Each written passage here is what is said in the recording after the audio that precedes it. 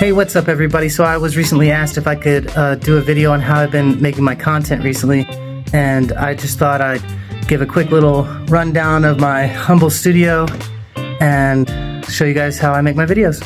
So really there's not a whole lot here. It's pretty basic, and I don't really need a lot, you know? So I do have a power conditioner to keep everything, you know, stable, and I've got some pedals in there in the rack. I also have a Motu Travel in there for when I multi-track, and I'll come in optical in to this Apollo Twin here. And then I just got the Mac Mini.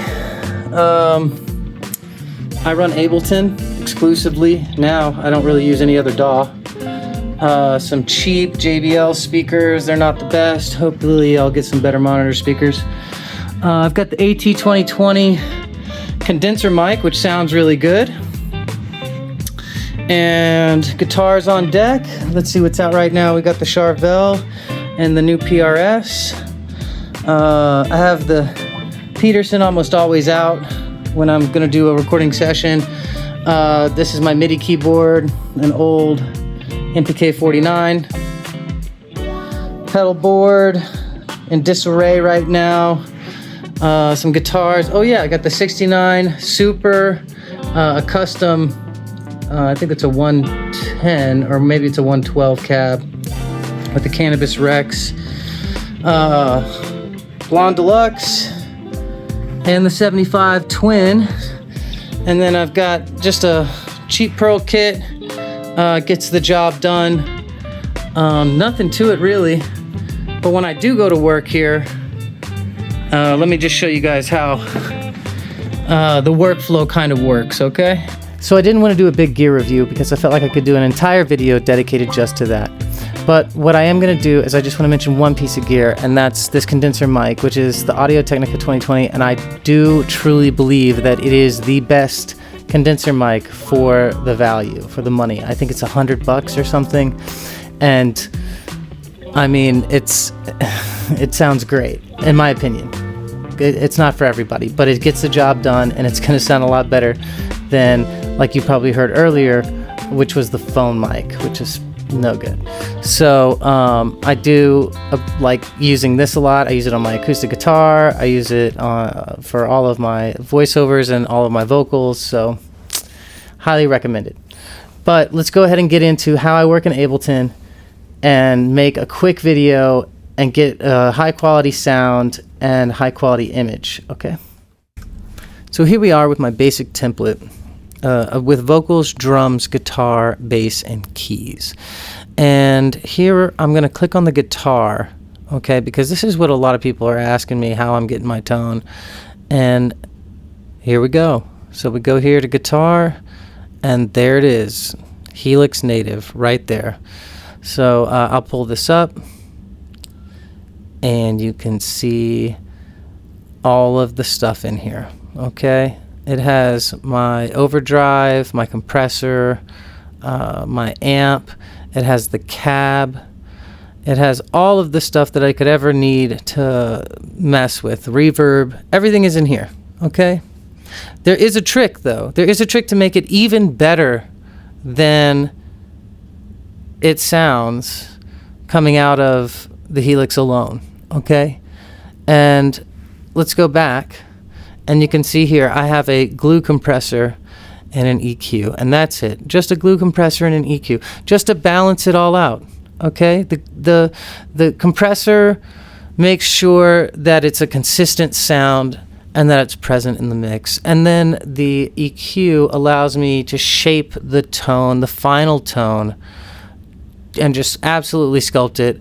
You know, EQ8 on Ableton, it's not the most powerful, but it's great for the final touches. It's great for final touches, okay? And it's not like I don't have quality amps that sound amazing. I love the way both of these sound. The Fender Blonde amp, this is a vintage 75 Twin.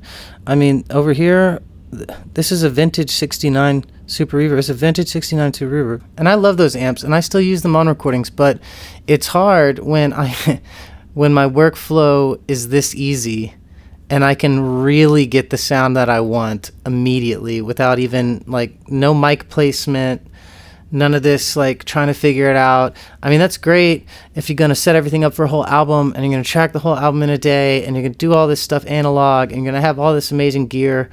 I encourage that highly every time. Like, do that for sure.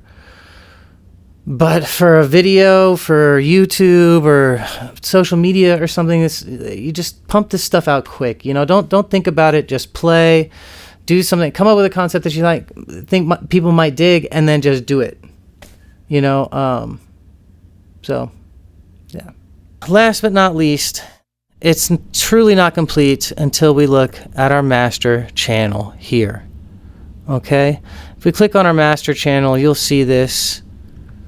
You'll see this pull up, and this is a master chain. Okay, you don't need isotope. You don't need all this extra stuff. Certainly not for these kinds of videos. So once I have everything sort of set up in Ableton and I'm like ready to just go ahead and start recording and making my backing track, what I'll do is I'll grab one of my guitars. Today I'll be using my new PRS SE Hollow Body 2 Piezo. I just got this thing. This is a beautiful guitar. It plays really nice. I set up the action on it. I don't know if the camera can catch that, but it's nice and low. It was like 2 inches off the fretboard when I got it.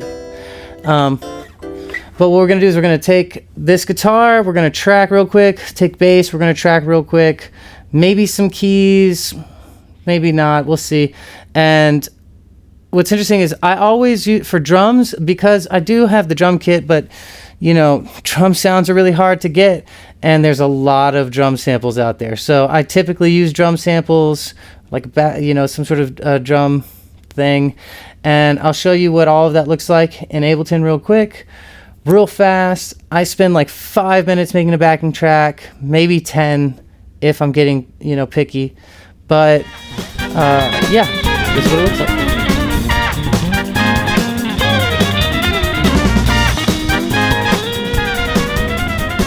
So here it is. This is our final project. I do have to dump this audio and this whole track as a master track, and then I have to edit it with the video, and I usually do all my video editing CapCut. So I may do a video exclusively on how I use CapCut to do my video edits. But for now, I'm just going to let you guys know that I use CapCut. It does work really well, and it's free. So and if you want to do all the zoomy stuff and, you know, the captions, they have all that stuff in there. So thanks for sticking around to the end. If you did, please hit that like and subscribe and that notification bell so you can see more videos like this. There's really not much to it.